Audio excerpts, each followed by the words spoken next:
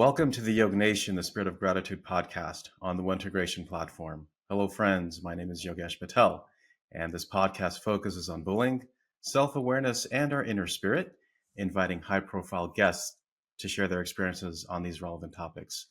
And today, my next guest is a leading educator, entrepreneur, award-winning author of 2 books, and woman empowerment leader, Rennu Dhillon. Along with her late husband, Yogesh Gill, she founded Genius Kids, a very successful accelerated learning early education program based in the Bay Area. As in the title itself, Rennu is very passionate about early education with a strong focus in public speaking, communication, and confidence building. With gratitude, welcome to the podcast, Energy. Thank you, Yogesh. It's a pleasure to be here. Thank you so much for inviting me. Absolutely. Let's start from the beginning. What is the mission of Genius Kids and how did this come about? How did it come about? Well, I'm born and raised in Africa, in Kenya, a small little town called Mombasa. And I was a real brat growing up. I was a very talkative child, very naughty. And of course, at that time, nobody knew what ADD or ADHD meant. They just labeled me as a badly behaved child, even though academically I was really good at school, but my behavior just wouldn't stop talking.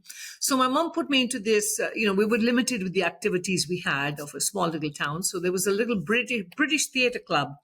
And my mom put me into elocution and drama classes there. And I thank her, and I will thank her always for putting me into that, because I got exposed to being on stage.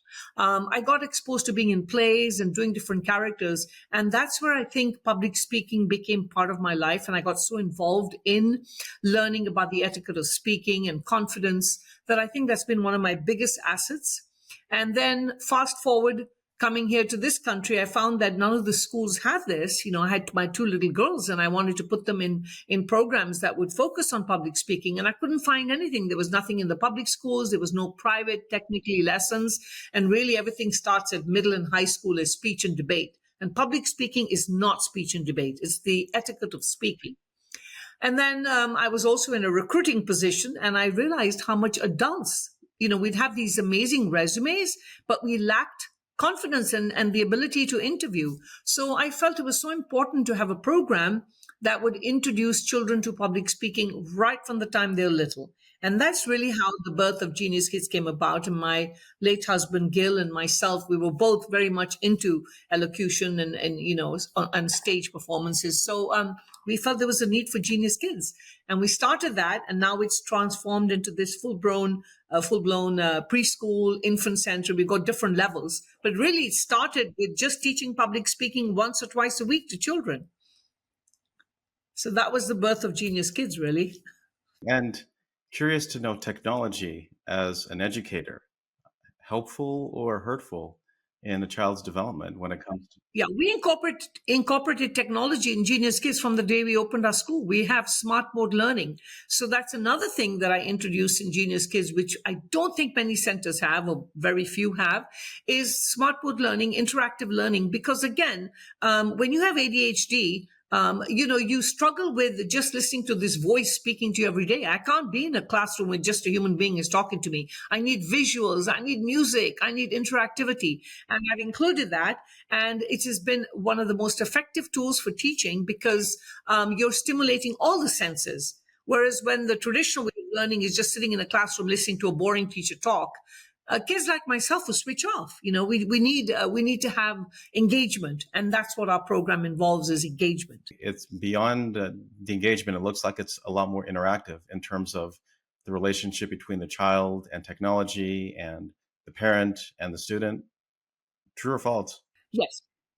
It is, because in our classroom, the teacher is now, the fact that we have interactive learning and all the curriculum is on the screen, it's not screen time. The teacher is able to now actually work with the children rather than have her back turned and then the kids just misbehaving and doing what they want. She's actually engaging with the children because she doesn't have to spend time doing the curriculum. It's already done for you. Interesting. And when the answer I was perhaps anticipating when I asked you about how things were like 5 years ago, 10 years ago, is that today's kids are worse than they are than today, and just in terms of your observations. technology has been great for integrating it in a classroom, but I think in the lives of children and parents today, it is one of the worst things because it has killed human connection. Like you and I right now, a lot of people, a lot of parents think public speaking is standing on stage. It's not standing on stage. What you and I are doing right now is public speaking. As soon as you're talking to more than one person, you are public speaking. And children, when you're sitting on your iPad all day and all you're doing is swiping left and right and staring at a screen, and now you're texting and your WhatsApp, what happened to voices? What happened to eye contact? What happened to speaking to another human being and feeling that emotion and energy? That's all gone. And I'm very much against the whole, iPads are great for learning as long as you have allocated time. But all you do is kids, Yogesh, you go to restaurants and there's no family having dinner. Everybody's sitting like this, and people are texting even across the table, even as adults. You have somebody across the table and you're basically texting across the table to someone. I put my phone away. I have a simple rule. You want to invite me to dinner, you put your phone away. My grandkids come over, put your iPads away. We need to speak.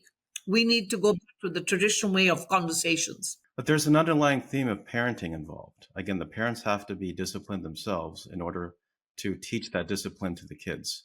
So how does that come about? The word discipline is being misused. Either there's no disciplining at all, where you just let your child do whatever they want, and I have 3-year-olds controlling their parents, or you have over disciplining and you have this helicopter parent, and you have to have a balance. So I strongly feel, and that's the book that I've written about raise confident children. I really feel you have to stop controlling, and I call it coaching. Become a coaching parent. You should be coaching your children all the time, because let's remember one thing, your children will learn from you. You're the first teacher. It bothers me to the nth degree that there's not that level of competition is instilled in them at the age of 4 or 5. Why? I don't understand. I think in society, and even when you go out in the world, you have to have, instead of having it be working with people in a competitive nature, you're actually collaborating together. Yogesh, if you think about it as adults, today you've invited me on your podcast. I'm not standing here holding my resume up and telling you, look, this is how many degrees I have, this is what I've done. You're bringing me on because hopefully the ability to engage with you and communicate with you, right? So I tell parents is eventually when your child graduates from school, they're not going to walk around with their resume. Nobody cares about that. It's your first impression when you walk through a room. Are you able to get the attention of people without saying a word? It boils down to how you stand, how you present yourself, your clothes, your hair, the way you speak, everything about you. Your speaking is the second thing. It's first impressions. So we don't learn that at school. You have to learn that by going through, there are classes for grooming and for public speaking that one must go to develop confidence. And a lot of people think, oh, I'm not confident, my kid will not be confident. Confidence is not a genetic gene. It's developed. And there are children whose parents may have never gone to school, but they're very confident because their parents have instilled confidence in them, giving them the love, coach them. They've not been a controlling parent, versus parents who are highly educated and their kids have no confidence and cry when they don't win something because the parent has put these expectations. If you don't come 100% or 90%, then I don't want to see you at home, and these are the kind of things that are said to kids. And it's sad. In our after school program, we have children who are scared to sometimes go home, Yogesh, because they didn't get 100% in their test. And they're scared to actually go home because they have to tell their parent, I didn't get 100%. Wouldn't this be an example of the parents bullying the kids? It is. Absolutely. It's bullying the kids. Absolutely. When you're telling your child, this is what you have to do. And even the tone of what you use on your child. If your child fears coming home, and your child does not want to get in the car and see you, that means there's something wrong in that parenting skill. Every child should be dying to go home to see their parent, even if they fail their test. That relationship should be so solid that your child should be able to come home and say, I didn't do well, and you should be able to say, it's okay, try again. And why does everything have to be a grade? I never get it. Why do we have to be graded in life on anything? And everything, Going back to your book, Raise Confident Children, Today's Kids, Tomorrow's Leaders, you write about 13 soft skills in the book. How much of that focus on self-awareness and our inner spirit both from the perspective of what the child can learn and from what the adult parent can learn? I would say pretty much a lot of it. The 13 C's that I talk about is, first of all, I say stop controlling and start coaching. That's very important. Then I talk about the different parenting styles, which I won't get into on this one. Then I have one is comprehension. You need to teach your child to understand. How does your child understand things? By you communicating clearly. So it's very important to have clear communication with your child. Then I talk about conflict resolution. As parents, we don't teach our children about conflict resolutions. We tend to step in. Either we just ignore whatever's happening. Like if your child comes back and says, I'm being bullied at school, you don't have to run into school and start interrogating the child that your child is talking about. You have to step back and evaluate and maybe give your child tips of how to go back and handle the situation instead of overstepping the boundaries and going in and becoming that bully parent, right? Then I talk about coping skills. How many of us teach our children about coping? Life skills. Life is not going to be a bed of roses, Yogesh. I have gone through turmoil for the last 20 months. I lost my dad. I lost my spine. I lost my mother. I lost my husband. 20 months. And I'm still able today. It's going to be 6 months I lost my husband. And he was my best friend. Known him since the age of 12. I wouldn't be able to speak to you today if I had not learned coping skills. My dad made it very clear to me life was not going to be a bed of roses. Even though I came from my parents were well-to-do, they never spoiled me. I got a job when I went to college. I had to, my dad said, I'm paying for your school. You want to pay for your nails and your hair and do all this other stuff?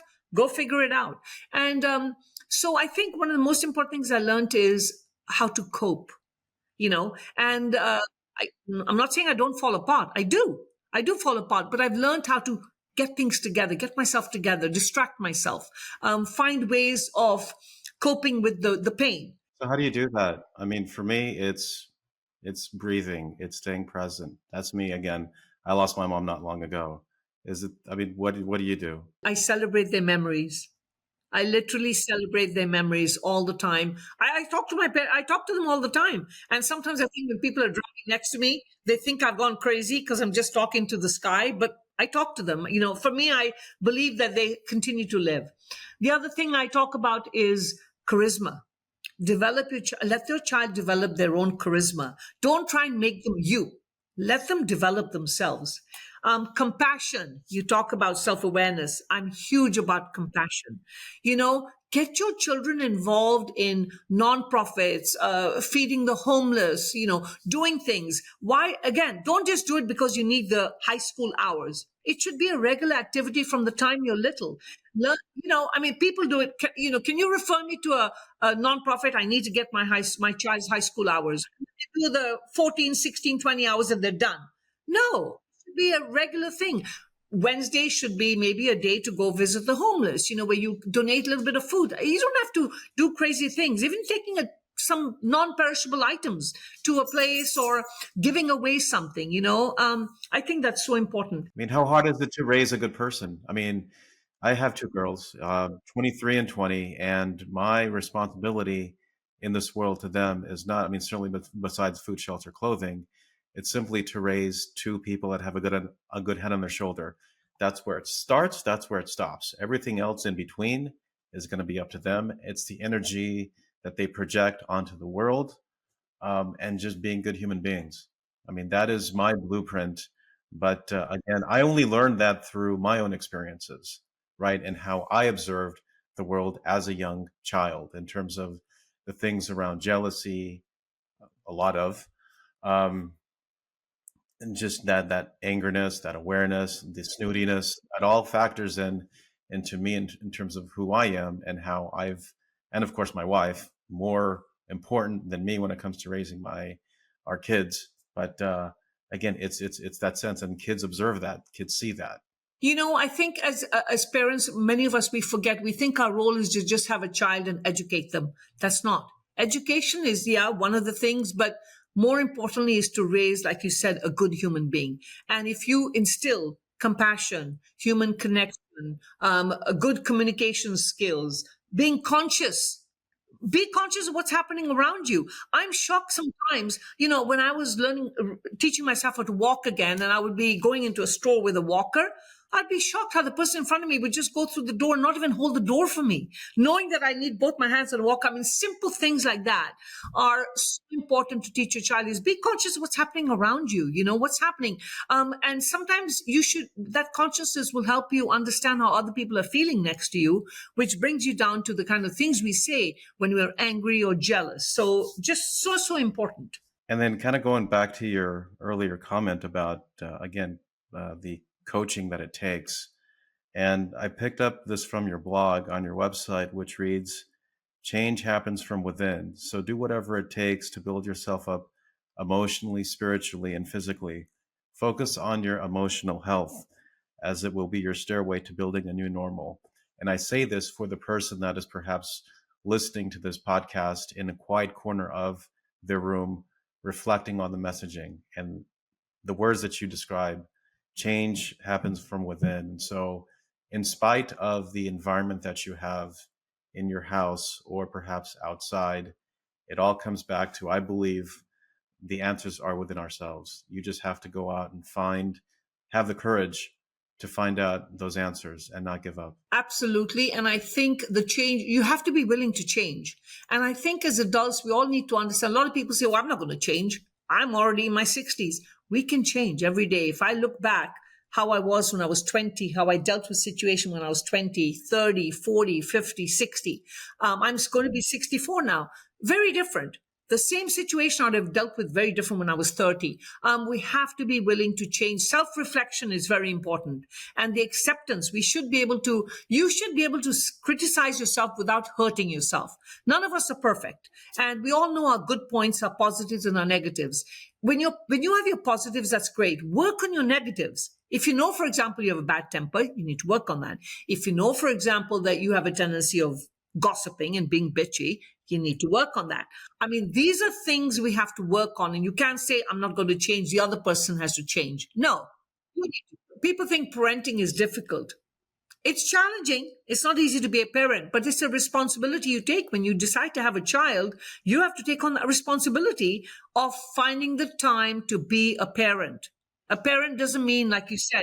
But it's the sacrifice, too, that I don't think many parents do understand. They're consumed in their own world that perhaps they don't necessarily look at. I'm, to a certain degree, responsible for this human being that I brought into this earth. And so I think that, to me, is another telling sign that I don't think it's necessarily the kids. I mean, certainly they play a role, but the environment, again, this is where my strong opinions come in. It's the parent.